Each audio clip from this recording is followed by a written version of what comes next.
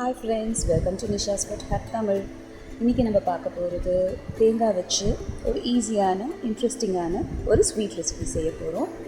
அது ரொம்ப ஈஸியாக செஞ்சு முடிச்சிடலாம்.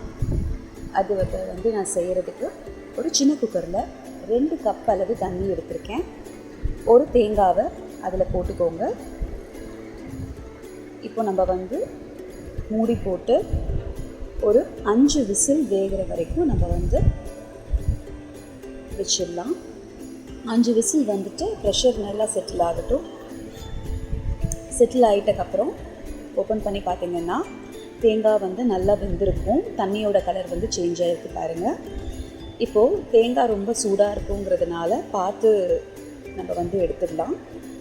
எடுத்துட்டு இந்த தேங்காய் வேக வச்ச தண்ணியை வேஸ்ட் பண்ண வேண்டாம், செடிக்கு நம்ம ஊற்றிக்கலாம்.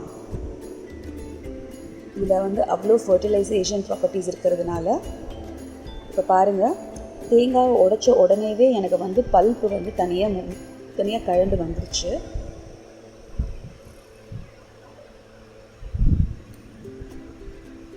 இந்த பல்ப்பில் இருக்கிற தோல் இருந்துச்சுன்னா அதில் இருக்கிற தோலை வந்து சின்ன சின்னதாக சுரண்டி எடுத்துகிட்டு இந்த மாதிரி குட்டி குட்டி பீஸாக வந்து எல்லா பல்ப்பையும் கட் பண்ணி எடுத்துக்கலாம்.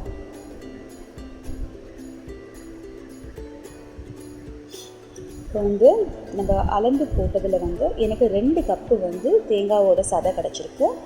அதை ஃபஸ்ட்டு ஒரு 1/2 கப்பு தண்ணி விட்டு நான் வந்து நல்லா மைய அரைச்சி எடுத்துக்க போகிறேன். இந்த மாதிரி அரைச்சிட்டக்கப்புறம் பார்த்திங்கன்னா இதோடு வந்து பார்த்திங்கன்னா இன்னும் ஒரு 1/2 கப்பு, மொத்தம் நம்ம 1 கப் அளவு தண்ணி சேர்த்துருக்கோம்.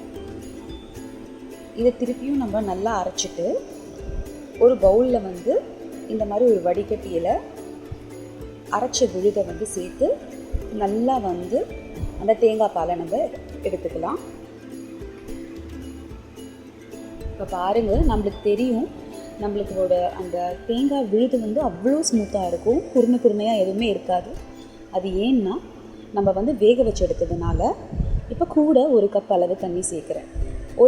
ஒரு தேங்காய்க்கு வந்து 2 கப் அளவு தண்ணி சேர்த்து நம்ம இந்த ஸ்வீட்டு செய்யலாம். பாருங்கள், தேங்காய் பால் நல்லா திக்காக ரெடியாக இருக்குது. இதோடு வந்து பார்த்திங்கன்னா வாசனைக்காக 1 ஸ்பூன் அளவு வந்து வெண்ணிலா எசன்ஸ் சேர்க்குறேன். இல்லைன்னா நம்ம வந்து ஏலக்காய் தூள் கூட சேர்த்துக்கலாம். 1/2 ஸ்பூனு. 4 ஸ்பூன் அளவு கார்ன்ஃப்ளவர் மாவு சேர்க்குறேன். நல்லா கட்டி இல்லாமல் இந்த மாதிரி ஒரு விஸ்கர் வச்சோ ஒரு நல்ல கரண்டி வச்சோ நல்லா கலரி விட்டுக்கோங்க. இந்த மாதிரி கலந்துட்டுக்கப்புறம் வந்து பார்த்திங்கன்னா இனிப்புக்காக வந்து பனங்கற்கண்டு அப்படியே சேர்த்துட வேண்டாம், பவுட்ரு பண்ணி சேர்த்துனீங்கன்னா அந்த தேங்காய் பால் கலர் மாறாமல் இருக்கும். ஆனால் இன்றைக்கி வந்து நான் சர்க்கரை வந்து சேர்த்து ஒரு மாறுதலுக்காக செய்கிறேன். 1/2 கப் அளவுக்கு சர்க்கரை நான் சேர்த்துக்கிறேன். இந்த இனிப்பு வந்து மிதமான இனிப்பாக தான் இருக்கும். நல்லா கலந்து விட்டுக்கோங்க. அவ்வளோதான். இப்போ குக் பண்ணலாம். இப்போ ஒரு பேனில் பார்த்திங்கன்னா சூடு பண்ண ஆரம்பிச்சுட்டு இந்த மாதிரி மிக்சரை நல்லா கலந்து விட்டுட்டு அதை அப்படியே வந்து பேனில் சேர்த்துக்கலாம்.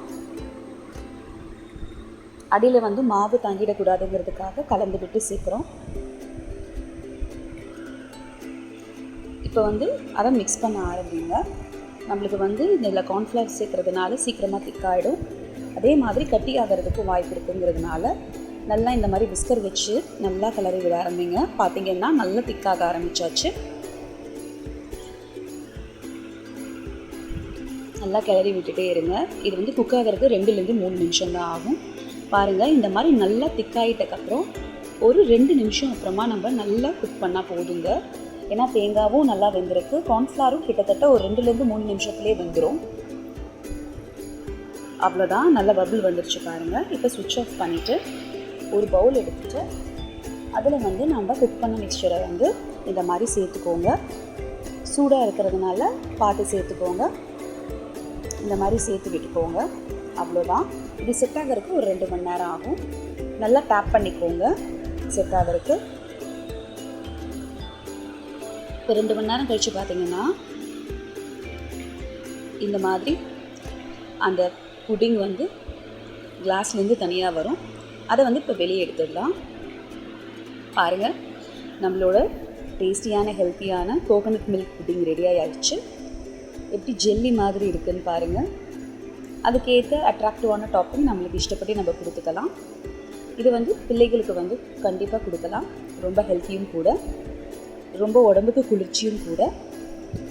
தேங்காய் பாலில் வந்து நேச்சுரலாகவே நல்ல ப்ரோட்டீன் அண்ட் நியூட்ரியன்ஸ் இருக்கிறதுனால கண்டிப்பாக இது வீட்டில் செய்து பாருங்கள். இது அப்படியே நல்லா அந்த ஜெல்லி எஃபெக்டில் வந்து நம்மளுக்கு இருக்கும். வீட்டில் செஞ்சதுன்னு சொன்னால் யாருமே நம்பவும் மாட்டாங்க. கண்டிப்பாக இதை ட்ரை பண்ணி பார்த்துட்டு உங்களோட கருத்துக்களை வந்து நிஷாஸ் ஃபுட் ஹட் தமிழுக்கு பதிவு பண்ணுங்கள். Nisha's food hut Tamil subscribe பண்ணாதவங்க கண்டிப்பாக சப்ஸ்கிரைப் பண்ணுங்கள்.